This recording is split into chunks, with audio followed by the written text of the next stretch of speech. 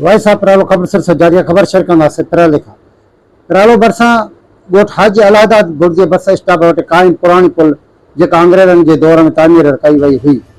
प्राले sub division irrigation जी अमदारन जी नायली सब जुबुम हाल जो शिकार बनियल आहे।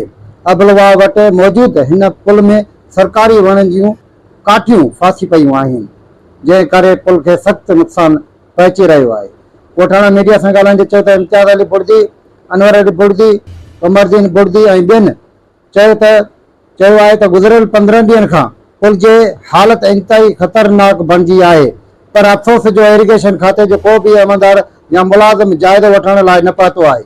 ॻोठ हाजी अलादाद बुर्दी जे रवासिन एहतिजाजी मुज़ाहिरो कंदे मीडिया सां ॻाल्हाईंदे चयो आहे त ॻोठ में 900 खां वधीक घर आबाद आहिनि। जेकॾहिं पुल ओचितो किरी पई त वॾो जानी ऐं माली नुक़सान थी सघे थो।